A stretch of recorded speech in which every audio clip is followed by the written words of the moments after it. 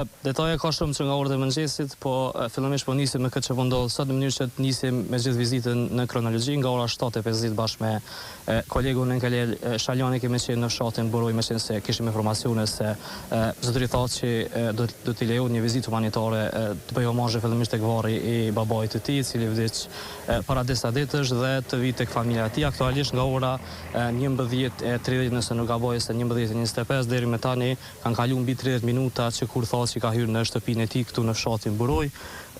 Aktualisht ka lëvizje dhe propavi, kjo është shtëpia e familjes Thaçi dhe vendlindja e ish-presidentit Thaçi.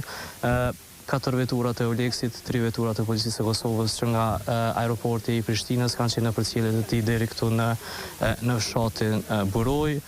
Një vetur aktualisht këtu në këtë parkingun përballë shtëpisë mungon dhe kjo lë me nënkuptuar ndoshta se Thaçi është fut në oborrin e shtëpisë me besoj me ndonjëherë nga makinat e Euleksit, besoj për pak minuta ndoshta mund të ketë lëvizje dhe dal nga këtu, megjithatë nuk është se e mund ta dim sigur se i njëjti do ta përfundoj vizitën humanitare tek shtëpia e tij dhe paraprakisht tek varri i babait të tij. Kronologjia e gjithë vizitës është kjo: rreth orës 10 ka ateruar në aeroportin e Prishtinës nga aeroporti i Rotterdamit, nga Holanda është 20 dhe rreth orës 10 ka zbritur në aeroportin e Prishtinës.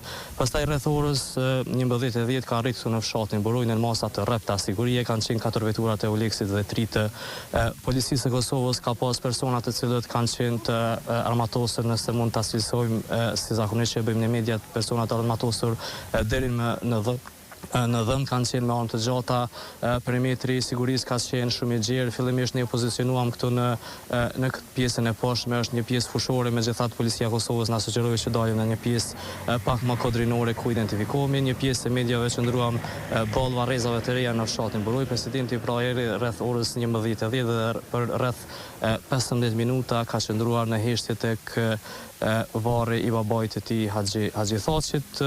Aty këtu ka pas përshëndetje prej ndoshta banorëve të Burojës, po edhe qytetarë dhe simpatizantë të zotërit Thaçit, duke i shprehur ngushëllime. I njëjti ka përshëndet persona të cilët i shprehnin ngushëllime atij.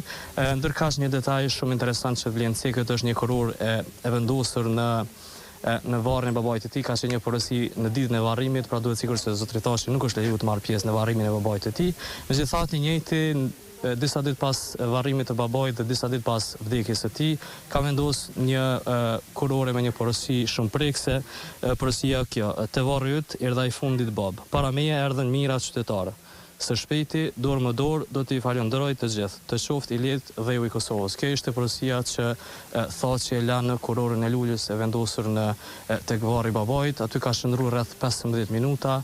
Ka pas lëvizje rreth varrit, rregullim të kurorave të luleve, ka pas përshëndetje me qytetarë që ishin mbledhur rreth ojave dhe i shprehnin ngushëllime, dhe vizita e tij tek varri i babait përfundoi me përkulje tek varri i tij dhe një përshëndetje me një grusht të shtrënguar në një lloj mesazhi i forcës para se të hip tek veturat e Euleksit, dhe nga ora parafërsisht 11:25 deri më tani po qëndron në shtëpinë e tij në fshatin Buroj. Aktualisht situata është kjo.